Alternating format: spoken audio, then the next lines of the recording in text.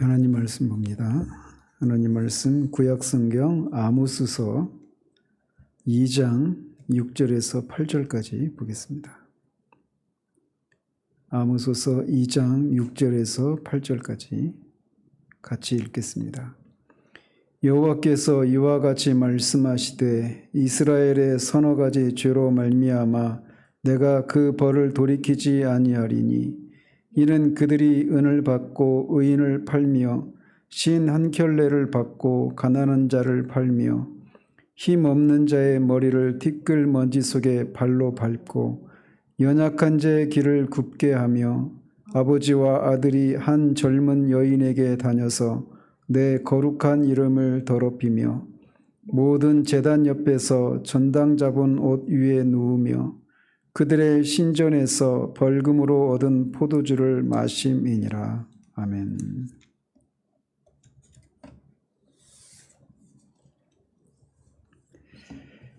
지난주에는 유다에 대한 심판을 예언하는 장면을 살펴보았습니다.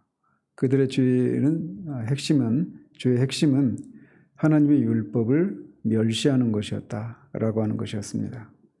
자, 오늘 본문은 보시다시피 이제 오늘 6절에서 16절까지 전체가 다 북이스라엘의 죄악에 대해서 하나님이 지적하시고 심판을 예고하고 있는 본문입니다. 오늘은 이제 그 8절까지만 볼 텐데, 이 북이스라엘에 대한 이 심판의 내용은 그 앞에 우리가 1장 3절에서부터 살펴봤던 이 8개 나라에 대한 이 심판의 예고 중에서 가장 중요한 내용이라고 할 수가 있습니다. 이 북이스라엘에 대한 심판 예고가 가장 중요하다 이렇게 말할 수 있는 이유는 두 가지를 들 수가 있는데, 하나는 뭐냐면 보시다시피 북이스라엘에 대한 심판 예언이 다른 나라들에 대한 이 심판 예고보다 훨씬 그 분량이 길다라고 하는 사실에서도 알 수가 있습니다. 그래서 유다까지 포함해서 7개 나라에 대한 심판에 해당되는 절수가 20절에 해당이 되는데 북이스라엘에 대한 심판 예언만 11절에 해당이 됩니다. 이처럼 많은 분량을 할애해서 북이스라엘에 대한 심판을 예언하고 있는 것은 그만큼 그 내용이 중요하다라고 하는 것을 말해주고 있겠죠. 자, 그리고 두 번째로 북이스라엘에 대한 심판 예언이 가장 중요한 또 다른 이유가 있다면 그것은 그들에 대한 심판을 맨 마지막, 맨 뒤에 배치해 두고 있다라고 하는 것에서도 이 심판 예고가 가장 중요하다라고 말할 수가 있습니다. 그래서 이 아모스를 통해서 하나님이 심판을 예언하시는데 잘 살펴보면 북이스라엘을 중심으로 해서 거리적으로 또는 북이스라엘과 혈통적으로 관계가 없는 나라로부터 지리적으로 가깝고 또 혈통적으로 가까운 나라 순으로 그들의 죄를 지적한 후에 이 맨 마지막에 북이스라엘에 대한 죄를 지적하고 심판하는 내용을 담고 있습니다. 그래서 1장 3절에서는 다메섹, 1장 6절에서부터는 블레셋에 대해서, 그리고 1장 9절에서부터는 두로 순으로 심판을 예언하는데 이 나라들은 다 지리적으로 북이스라엘로부터 먼 나라 순으로 그리고 혈통적으로도 아무런 관련이 없는 나라들입니다. 그리고 그 다음에 언급된 나라들은 에돔, 암몬, 모압, 이 나라들은 북이스라엘과 지리적으로도 가까운 나라들이고 혈통적으로도 다 관계가 있죠. 에돔은 이스라엘의 그 야곱의 형인 에서의 후손들이고, 암몬과 모압은 롯이 아브라함이 조카인 롯이 그 딸들과 낳은 그 사이에서 낳았던 그 자녀들의 후손들이란 말이죠. 이렇게 지리적으로 혈통적으로 관계없는 나라로부터 이제 지리적으로 가깝고 혈통적으로도 관계가 있는 그런 나라들에 대한 죄를 언급한 후에 맨 마지막에 북이스라엘에 대한 죄에 대한 심판을 예고하고 있는 것을 맨 마지막에 배치해 놓는 것을 통해서 결국 이 하나님의 심판의 궁극적인 대상이 이 북이스라엘이라고 하는 사실을 강조하고 있는 것입니다. 그래서 이 내용이 이제 북이스라엘에 대한 심판 내용이 가장 중요하다 이렇게 말할 수 있습니다. 자, 그래서 먼저 6절을 보면 북이스라엘에 대한 심판의 예언도 다른 나라들에 대한 심판처럼 전형적인 그런 문구를 사용하면서 시작을 합니다. 즉 여호와께서 이와 같이 말씀하시되 라고 말하면서 이 심판에 대한 예언이 그 기원이 아모스 선지자, 이 라이벌 민족인 남유다 사람 아모스의 개인적인 어떤 적대감이라 이런 것에 기인하지 않고 하나님으로부터 기인된다라고 하는 것을 밝히면서 시작을 하고 있죠. 그러면서 다른 나라들처럼 이스라엘의 서너 가지 죄로 말미암아 내가 그 벌을 돌이키지 아니한다라고 말하며 그들에 대한 심판을 예언하기 시작을 합니다. 그런데 특이한 것은 이 북이스라엘에 대한 심판의 근거인 그들의 죄에 대한 열거가 다른 나라들에 비해서 훨씬 깁니다. 즉 앞에서도 서너 가지 죄를 언급하시면서 실제적으로는 대표적인 죄 하나만 언급하셨던 것에 비해서 북이스라엘의 경우에는 서너 가지 이상의 죄를 언급하고 있는 것을 우리가 볼 수가 있습니다. 이렇게 북이스라엘의 죄를 다른 나라들에 비해서 훨씬 더 많이 그렇게 기술하고 있는 것은 이 북이스라엘의 죄가 다른 나라보다 더 많기 때문이다라고만 볼 수는 없습니다. 이런 것을 통해서 결국 뭘 말씀하시고자 하시는 거냐면 이 아모스서가 심판에 대한 메시지이기도 하지만 결국 그런 심판을 초래하게 된 그들의 죄로부터 돌이켜서 하나님께 회개하기를 촉구하는 것이 궁극적인 목적이기 때문에 이 북이스라엘이 그렇게 회개할 것을 촉구하기 위해서 너희들이 지은 죄가 얼마나 큰지 얼마나 많은지 따라서 너희들을 향한 하나님의 심판이 얼마나 필연적인가라고 하는 것을 그리고 얼마나 임박해 있는가 이것을 그들로 하여금 자극하도록 하기 위해서 이렇게 훨씬 더 많이 그렇게 그들의 죄를 열거하고 있다 이렇게 말할 수가 있습니다. 자, 그리고 이렇게 하나님의 심판을 촉발하게 된 북이스라엘의 죄악들이 앞에서 언급한 나라들의 그 죄악과는 성격을 달리하고 있는 것을 볼 수가 있습니다. 즉 다른 나라들의 죄악들은 대부분 이스라엘에 대해서 그들이 어떤 악행을 어떤 잔혹한 행위들을 했는가를 중심으로 그들의 죄를 지적하고 심판을 예고하고 있습니다. 그리고 유다의 경우에는 율법을 지키지 않은 것에 대해서 지적을 하고 있어요. 그런데 이 북이스라엘의 경우에는 우리가 오늘부터 몇 차례에 걸쳐서 살펴보겠지만 북이스라엘 사회 안에서 벌어지고 있는 사회적인 불의와 도덕적이고 윤리적인 그런 죄악들을 지적하고 있다라고 하는 특징을 가지고 있습니다. 즉 이 사실이 북이스라엘은 하나님을 섬기는 그런 신앙에는 문제가 없고 단지 그냥 사회적이고 도덕적인 문제만 있다라고 하는 것을 말해주지 않습니다.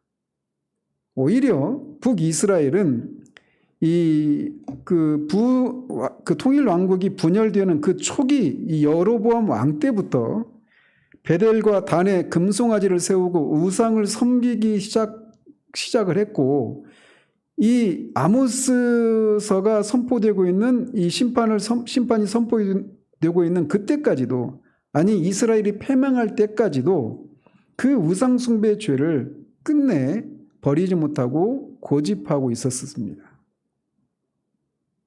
그렇기 때문에 오늘 본문에서 언급되고 있는 이런 사회적인 이런 죄악들은 이 북이스라엘에는 종교적인 그런 죄악이 없어서 그것을 지적하고 있는 것이 아니라 지적하지 않고 있는 것이 아니라 그것을 전제로 하고 있다는 것입니다. 그리고 오히려 그런 종교적인 타락이 사회적인 이런 불의와 부정부패 이런 불의가 행해지게 되는 근본 원인이라고 하는 것을 말해주고 있는 겁니다. 결국 신학은 우리의 삶을 규정한다라고 하는 말이 여기에서도 통용된다라고 할 수가 있겠죠. 자, 그러면서 6절에서 첫 번째로 언급하고 있는 죄는 그들이 은을 받고 의인을 팔며 신 한 켤레를 받고 가난한 자를 판 죄를 언급합니다. 이것을 문자적으로만 보면 이스라엘이 의인과 가난한 자들을 은과 신 한 켤레를 받고 파는 것, 즉 인신매매를 한 죄를 지적한 것이다 이렇게 볼 수가 있는데 뒤에 이 아모스서 전체의 이 문맥을 살펴볼 때 여기서 지적하고 있는 죄는 그런 어떤 인신매매 죄를 언급하고 있는 것이라기보다는 이 재판과 관련한 부당한 그런 재판과 관련한 죄를 지적하고 있는 것이다, 이렇게 말을 할 수가 있습니다. 즉 당시 북이스라엘이 은을 받고 의로운 자를 불의하다고 부당하게 죄를 뒤집어 씌우고, 또 가난한 자의 경우에는 당시 가장 흔히 신는 그런 신발, 값싼 신발을 뇌물로 받고 가난한 사람을 노예로 팔아버리는 그런 불의한 재판에 대해서, 부당한 재판에 대해서 지적하고 있는 것이라고 할 수 있습니다. 한 나라가 정의로운 나라인가, 공의로운 나라인가에 대한 이 바로미터가 여러 가지 있겠지만 가장 중심에는 사법부가 정의로운가 아닌가가 그 한 나라가 도덕적으로 옳은가 정의로운 나라인가를 측정할 수 있는 바로미터라고 할 수가 있습니다.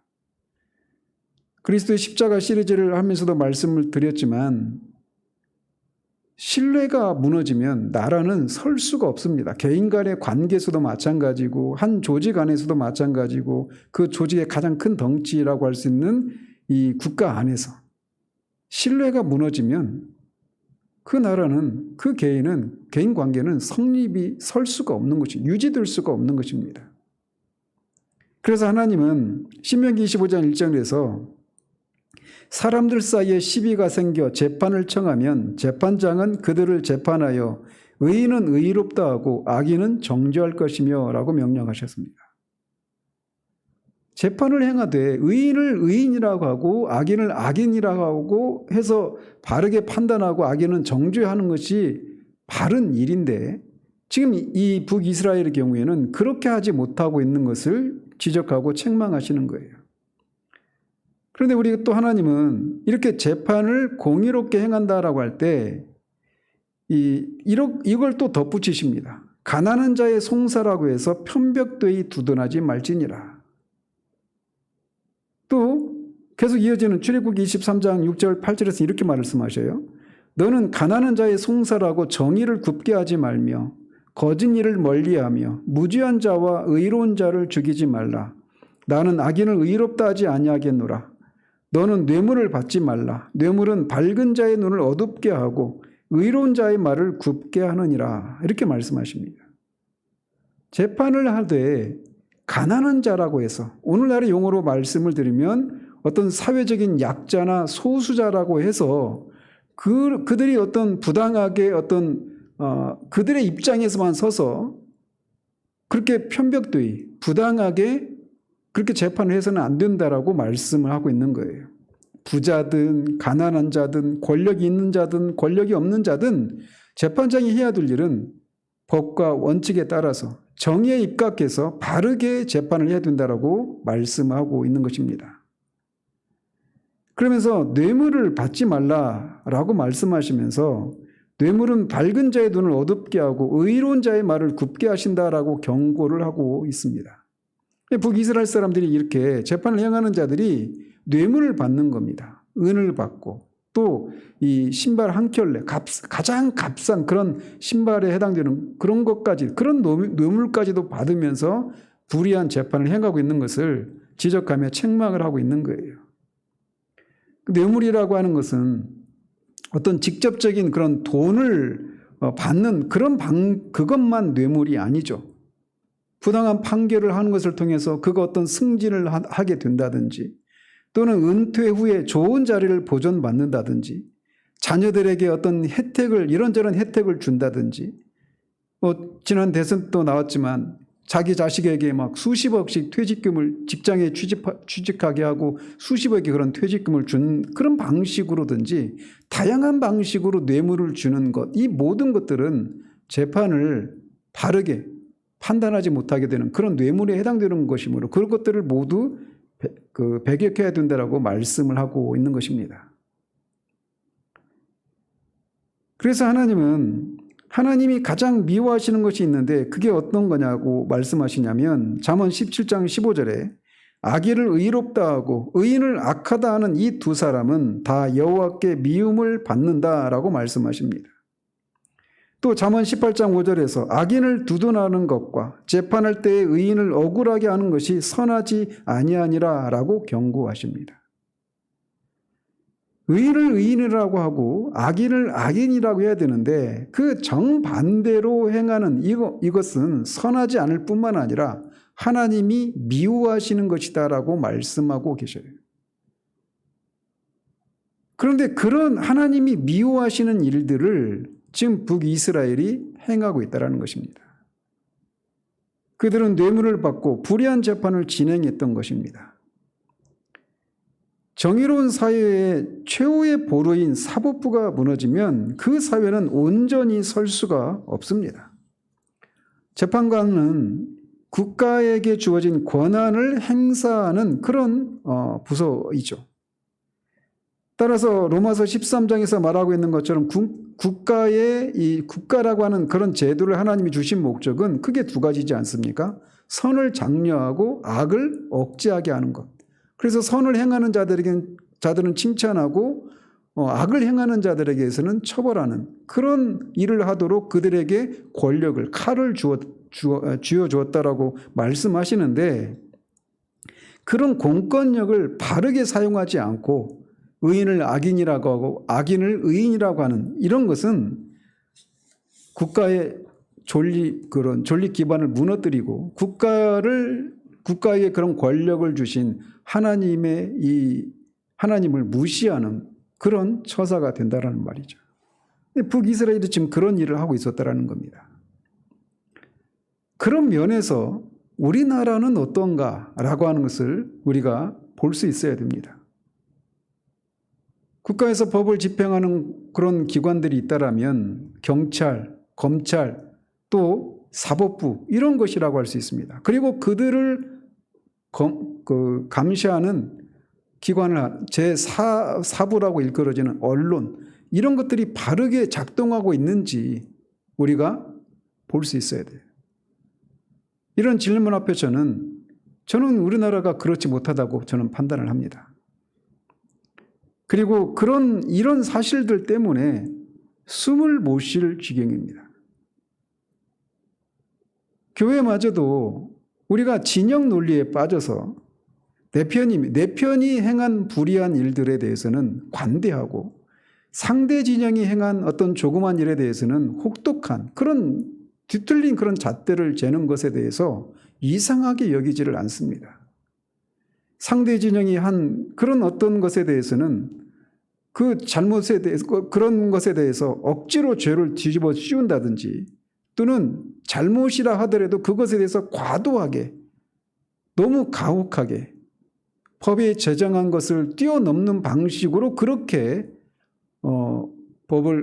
형벌을 때리고 집행하는 이런 것을 보면 쾌재를 부르며 그것들이 잘못되었다라고 하는 생각을 하지 못합니다. 죄가 있어도 수사를 하지 않거나 수사를 하고도 기소를 하지 않아서 재판을 통해서 바른 그런 정당한 판단을 받고 정당한 그런 형벌을 받게 하는 그런 일들이 과연 정의롭게 진행되고 있는가를 볼 때 저는 그렇지 못한 요소들이 너무나 많은 그런 현실들을 보게 됩니다. 재판이 그렇게 회부가 되어도 그러니까 수사 단계나 기소 단계에서 또 재판에 회부된 이후에도 그 모든 과정 속에서 정의롭게 그렇게 법이 집행되지 못하고 있는 현실들을 우리는 너무나 많이 보고 있어요.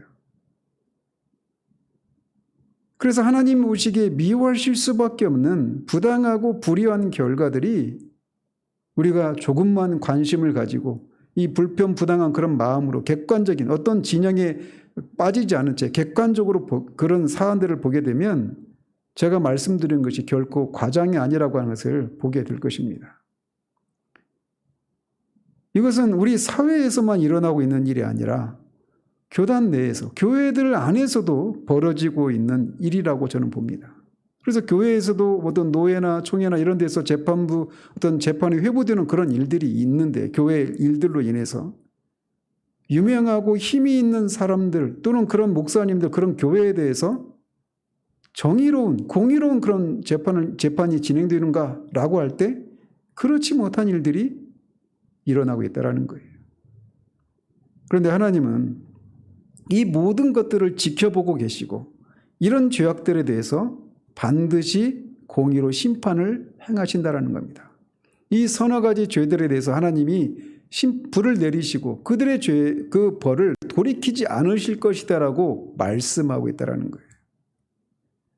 자, 이렇게 6절에서는 북이스라엘이 그렇게 불의한 재판이 벌어지고 있는 그런 실상을, 죄악된 실상을 고발하고 계시면서 7절에서는 힘없는 자의 머리를 티끌 먼지 속에 발로 밟고라고 하는 죄를 지적하십니다. 자, 이것에 대한 해석은 크게 두 가지입니다. 하나는 이스라엘의 부자들의 탐욕을 고발하고 있는 것이다, 이렇게 해석하기도 하고, 또는 이스라엘의 강한 자들의 강포함을 고발하고 있는 것이다, 이렇게 해석을 하기도 합니다. 그래서 먼저 부자들의 탐욕에 대한 죄를 지적하고 있다, 이렇게 해석할 때는 이것은 결국 어떤 말이냐면, 가난한 자들이 이 자신의 처지를 애통해하면서 그 애통해하고 있는 그런 표로서 그 사람들의 머리에 막 죄를 뿌리고 이러고 있는데, 부자들이 그 가난한 자신들의 처지 때문에 애통해하고 있는 가난한 사람들의 머리에 있는 죄까지도 탐할 정도로 그렇게 이스라엘의 부자들이 탐욕에 빠져 있다, 이런 의미라고 해석을 합니다. 또 이것을 이스라엘의 강한 자들의 강포함의 죄를 지적하고 있는 것이다, 이렇게 해석을 할 때는 악한 지도자들이 가난한 그 자가 그렇게 자신의 처지를 인해서 애통해하고 막 머리에 죄를 무릅쓰고 있는 그런 상황 가운데 있는데, 그런 가난한 자를 발로 짓밟을 정도로 그렇게 강포하다라고 하는 그것을 지적하고 있다, 이렇게 해석을 할 수가 있습니다. 즉 부유한 자들의 탐욕은 가난한 자들의 머리에 티끌마저 탐낼 정도로 추했고, 강한 자들의 포악은 가난한 자들이 먼지 구덩이에 있을 때 그런 상황 가운데 있는 그들을 짓밟을 정도로 그렇게 극심했다라고 고발하고 있는 겁니다. 이것을 오늘날의 용어로 한번 이렇게 환원을 해보면, 이 부자들의 탐욕, 이런 것들에 대해서도 우리가 부자들의 탐욕이 이렇게 그 가난한 자들의 그 티끌마저 탐하는 이런 것이 오늘날의 용어로, 오늘날의 시각으로 보면 어떤 것들이 해당될 수 있을까 보면, 이를테면 대기업이 골목 상권까지 침해하는 것들, 중소기업의 그런 기술을 탈취하는 것들, 또는 단가를 후려친다든지, 원청이 하청에 계속 거듭하면서 맨 밑에 단계에 있는 그 사람들은 결국 아무런 이득도 얻지 못하게 되는 그런 구조들이랄지, 이런 것들이 다 그런 것에 해당되는 겁니다.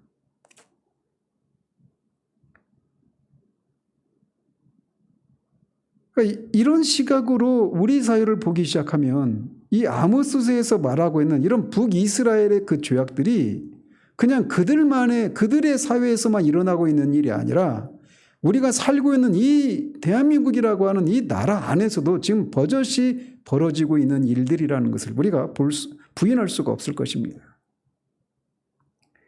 강한 자들의 포악함 역시 얼마든지 우리의 시각을 그렇게 면밀하게 살피기 시작하면 우리가 살고 있는 사회에서도 버젓이 자행되고 있음을 볼 수가 있습니다. 우리는 신앙생활을 지극히 개인적인 경건의 차원에서만 생각하는 경향이 농후합니다.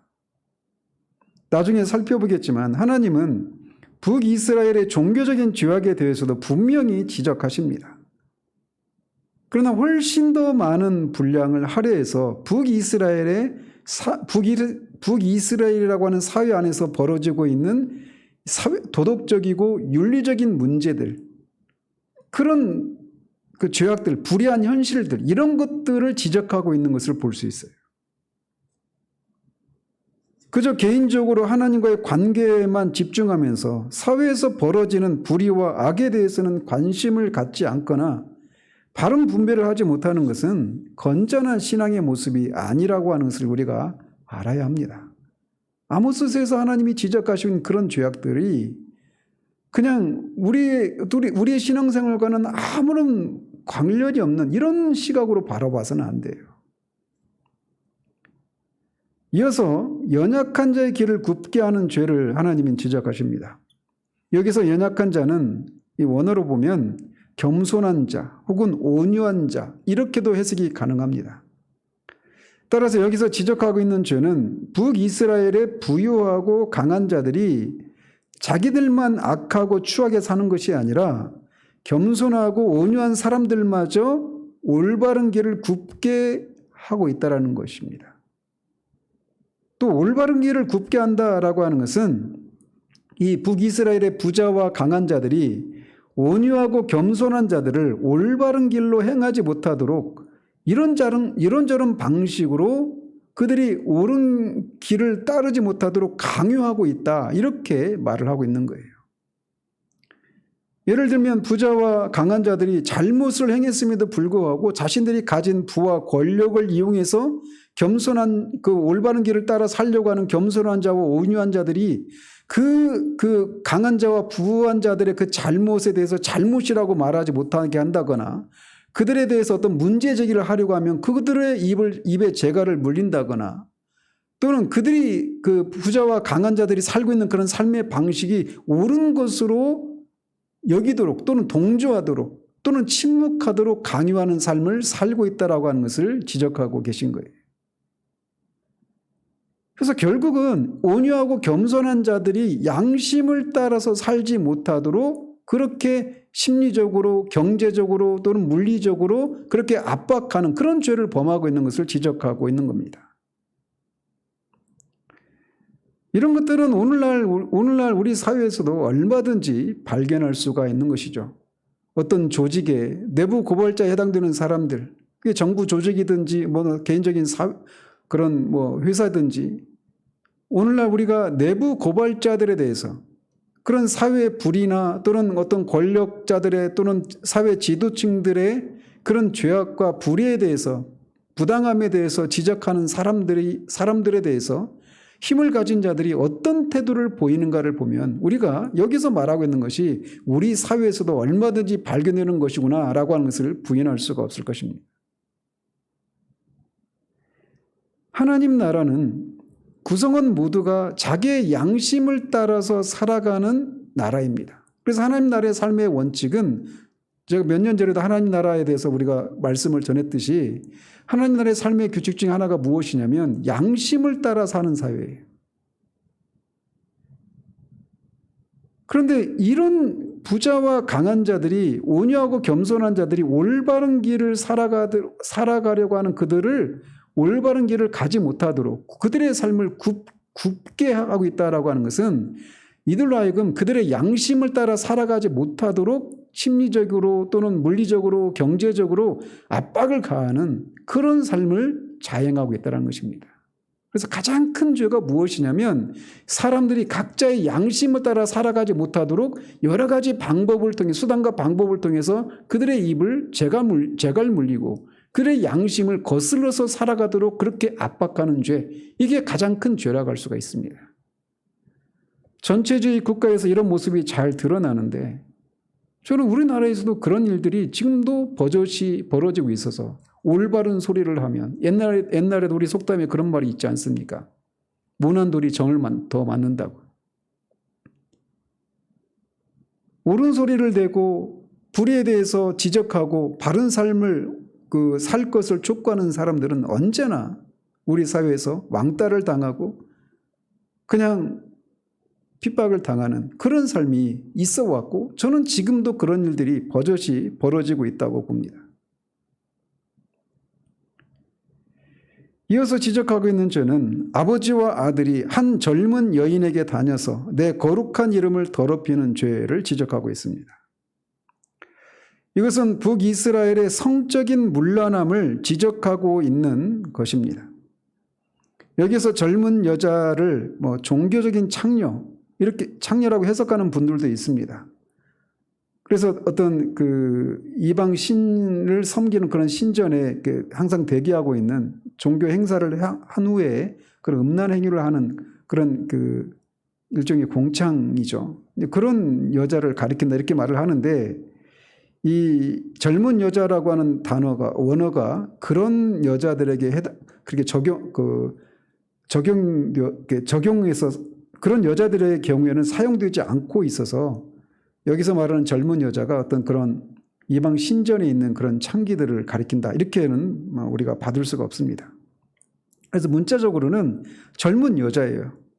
그래서 젊은 여자인데 그 한 여자를 아버지와 아들이 같이 성적인 관계를 맺는 것을 말하는 겁니다. 그 여자가 뭐 며느리일 수도 있고 또는 집안의 여종이나 또는 첩 또는 어떤 한 여자입니다. 어떤 한 젊은 여자를 아버지와 아들이 같이 성관계를 맺는 거예요. 입에 담기도 끔찍한 그런 더러운 죄이지만 북이스라엘에서 그런 일들이 지금 버젓이 자행되고 있었다는 겁니다. 하나님은 가나안에 들어가게 되면 이런 죄들을 짓지 말라고 하시면서 이런 죄를 특별히 가증한 죄다 이렇게 말씀하셨습니다. 그런데 북이스라엘은 하나님의 택함을 받은 구별된 백성임에도 불구하고 이방인들과 같이 이런 가증한 일들을 자행하고 있었던 겁니다. 그것도 여기서 다니다라고 하는 말이 미완료 시제로 되어 있습니다. 이게 뭘 의미하느냐면 그냥 한 번만 이런 짓을 한 것이 아니라 지속적으로 그리고 현재 진행형으로 이런 죄를 짓고 있다라고 말을 하고 있는 거예요. 생각만 해도 더럽고 구역질이 나는 일이지만 하나님의 백성이 그 짓을 하면서도 꺼림이 없이 행하고 있었던 것입니다. 그렇게 말할 수 있는 이유는 우리말 성경에는 번역을 생략하고 있지만 원문을 보면 내 거룩한 이름을 더럽히며 그 앞에 뭐뭇을 위해서 혹은 뭐뭐할 목적으로 이런 단어가 들어 있습니다.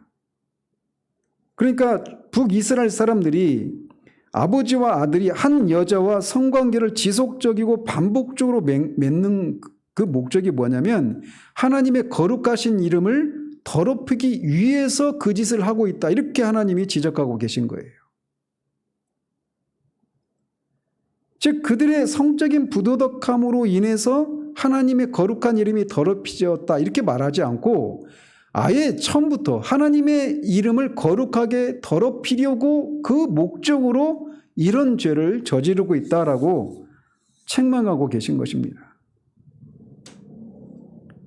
즉 하나님은 이렇게 북이스라엘 백성의 부자가 또는 어떤 강한 자들이 한 여인과 성관계를 갖는 목적을 하나님의 이름을 모독하기 위해서라고 이렇게 기록하고 있는데 그것은 이들이 이렇게 부자같이 간에 이 한 여인을 취하면서도 조금도 양심의 가책을 느끼지 않고 서슴지 않고 그 가증한 일들을 자행하고 있다라고 하는 것을 강조하기 위해서 이렇게 묘사를 하고 있는 겁니다. 이것은 하나님을 떠난 북이스라엘 사회의 한 단면을 보여주는 것입니다. 앞에서도 말씀드린 것처럼 북이스라엘의 출범 자체부터 이미 그들은 우상숭배를 하면서 그들이 뭐 우상숭배를 출발한 건 아니죠. 사실은 그들은 이 베델과 단에 금송아지를 만들고 이게 여호와 하나님이다라고 하면서 그들은 여호와 하나님을 섬겼습니다. 물론 나중에는 그것 플러스 우상을 바알과 아세라와 같은 이방의 신들을 섬기는 그런 죄악들이 더해졌지만 어쨌든 그것이 전제되었다라고 제가 말씀을 드리지 않았습니까? 그래서 이렇게 하나님을 떠난 북이스라엘 사회의 한 단면을 이렇게 보여주고 있는 거예요. 하나님과의 그런 관계가 하나님을 섬기는 신앙이 잘못되었을 때, 배교가 이루어졌을 때 그게 한 사회 안에, 가정 안에 얼마나 큰 부패하고 가증스러운 일들을 행하는 데까지 이어지게 되는가를 여기에서 보여주고 있다는 겁니다. 이것은 교회가 세상의 소금과 빛으로서의 역할을 하지 못할 때 벌어지는 일이다 이렇게도 환원해서 말씀드릴 수 있는 겁니다. 교회가 산 위에 있는 동네와 같이 하나님의 택하심을 받은 거룩한 공동체로서의 역할을 제대로 하지 못하게 될 때, 그것은 그냥 교회 안에 도덕적이고 윤리적인 그런 부패와 그런 불의가 횡행하게 되는 것으로 그치는 것이 아니라 세상이 다 부패하고 문란해지게 된다라고 하는 것을 말해주는 겁니다. 이런 면에서 제가 아모스서를 강의하면서 강조하고 싶은 것은, 오늘날 우리 사회에서 벌어지고 있는 각종 부패와 불의와 불공평과 모든 뒤틀린 것들을 세상이 원래 그래, 우리나라 썩었어, 이렇게 하는데 그치지 말자라는 것입니다. 북이스라엘의 이런 사회적이고 도덕적이고 윤리적인 부패의 뿌리에는 종교적인 타락이 있다라는 것입니다. 그것이 이런 정말 아버지와 아들이 한 젊은 여자를 그렇게 성관계를 맺는 데까지, 그리고 사회의 그런 모든 곳곳에서 각종 불의가 횡행하게 되는 근본적인 원인이 거기로부터 출발했다고 하는 것을 우리가 기억할 때, 교회가 교회로서의 생명력과 거룩함을 유지한 채 주님이 말씀하신 것처럼 세상의 소금과 빛의 역할을 감당하지 못하게 되면 그 여파는 교회 안에서 그치는 것이 아니라 세상에서 그렇게 모든 도덕적이고 윤리적인 그런 기준들이 무너져 버리는 대로 나타난다는 것입니다.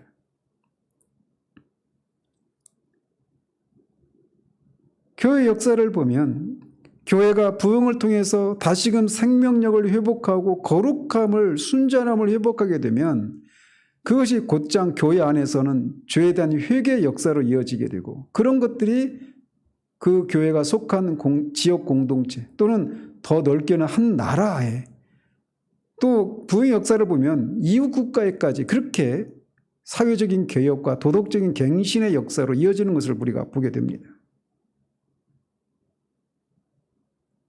제가 이 아모스서를 통해서도 계속해서 이 아모스서에서 주로 이제 북이스라엘의 죄악상을 주로 언급하지만, 그런 것들을 그냥 우리와는 객관적으로, 우리와는 아무런 상관이 없이 그냥 객관적인 시각으로, 제3자의 시각으로만 보지 않고, 그것을 북이스라엘을 교회의 관점으로 보기 시작하면, 그리고 북이스라엘에서 벌어지고 있는 것들을 우리가 진영 논리에 갇히지 않은 채 객관적으로 하나님의 말씀이라고 하는 객관적인 그런 잣대를 가지고 우리 사회에서 벌어지고 있는 것들을 보게 되면, 북이스라엘에서 벌어지고 있는 각종 불의와 부패와 그런 강포함, 이런 것들이 우리나라도 여전히 버젓이 진행되고 있구나라고 하는 것을 부인할 수 없게 된다는 겁니다. 그것을 보고 그 원인이 교회로서의 그런 생명력과 거룩함을 유지하지 못하는 데서 근본적인 원인이 거기에 있음을 알고, 그냥 사회의 죄악들을 보면서 우리는 그들과는 다른 어떤 사람들이고 독야청청하는 그런 자세로 바라보는 것이 아니라, 교회가 교회됨을 위해서 기도하는 데까지 이어지게 하도록 하기 위해서 이 말씀을 살피고 있는 것임을 기억해 주시기를 바랍니다.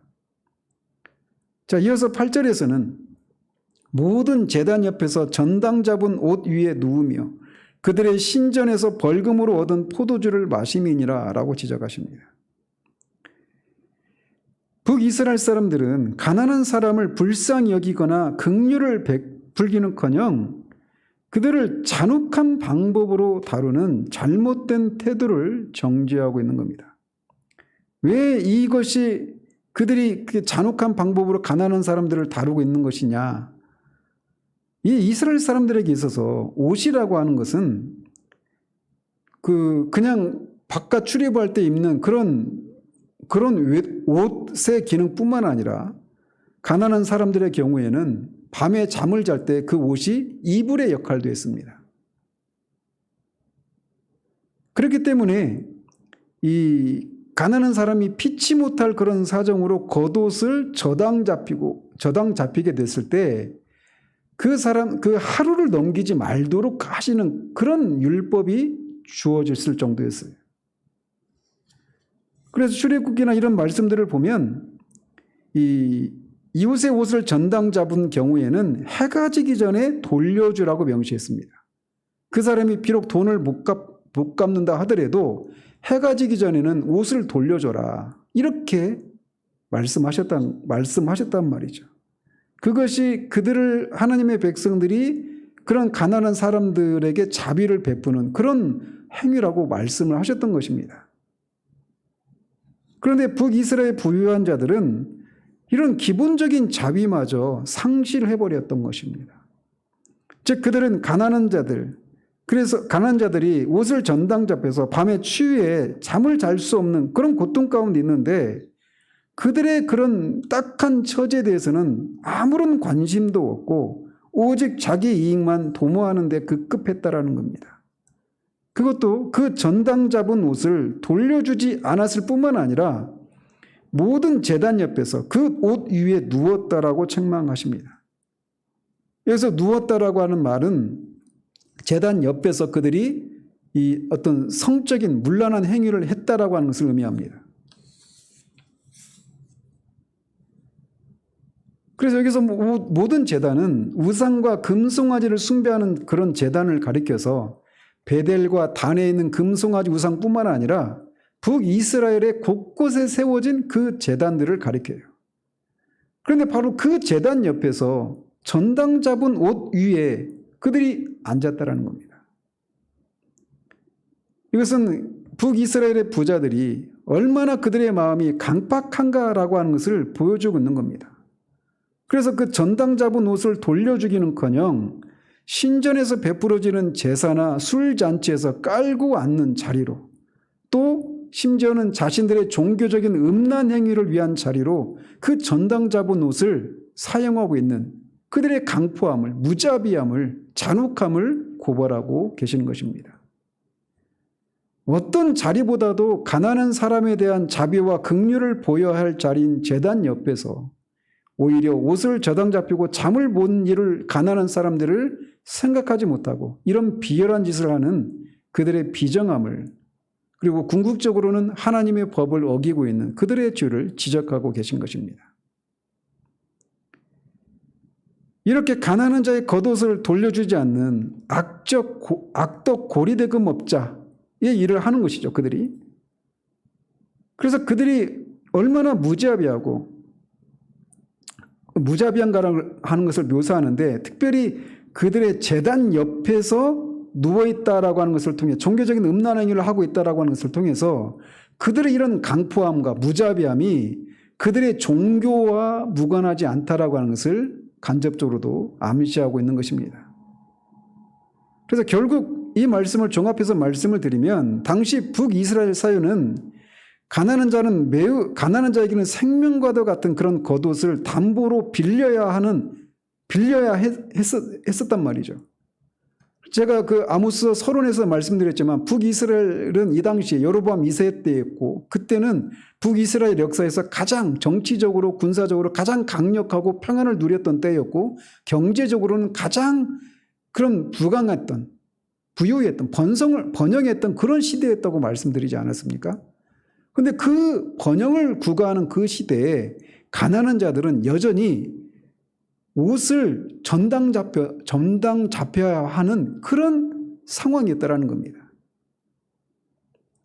가난한 사람은 그런 처지였고 부자는 그 가난한 자들로부터 고리대금을 통해서 사치와 향락을 누리는 아주 빈부격차가 극심한 그런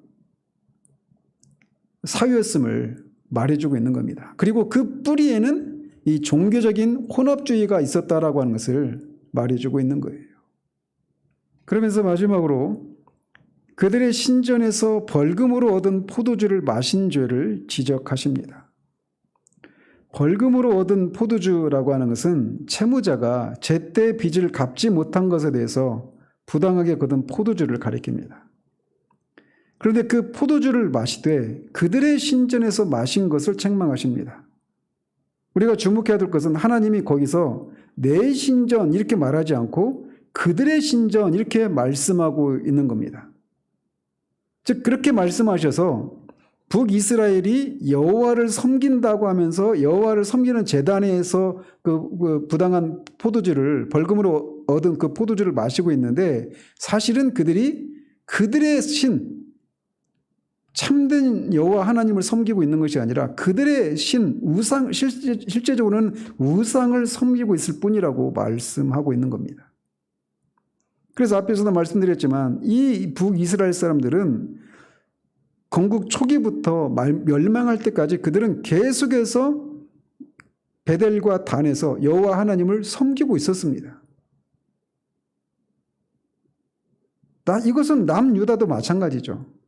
북이스라엘은 금송아지를 여호와 하나님이라고 하면서 섬겼던 것에 비하면 남유다는 예루살렘 성전에서 하나님을 섬겼습니다. 그러나 실상은 똑같았죠. 다 혼합주의적인 그런 종교로 전락하고 있었던 것입니다.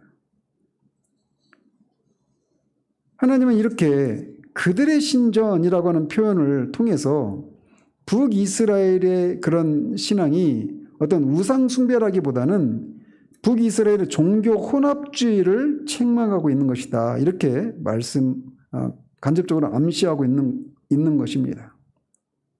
북이스라엘 백성들은 하나님께 드리는 예배라고 드렸지만 하나님께서는 그것이 자신에 대한 예배가 아니고 북이스라엘 사람들이 만든 우상에 대한 숭배에 불과한 것이라고 지적하고 있는 거예요.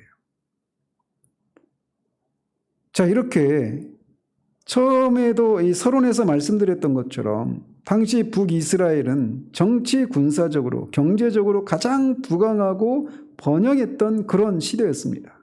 그런데 바로 그런 시기에 역설적이게도 많은 사람들이 경제적으로 빈곤해서 옷을 저당 잡혀야만 하고 사법부는 완전히 망가져서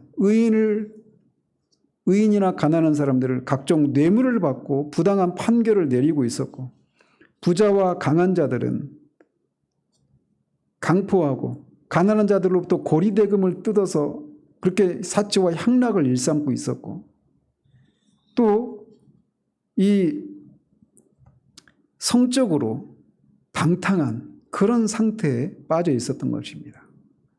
모든 시대를 보면 사회가 안정적이고 물질의 그런 복을 누리게 됐을 때 사람들이 가장 최종적으로 빠지게 되는 죄는 성적인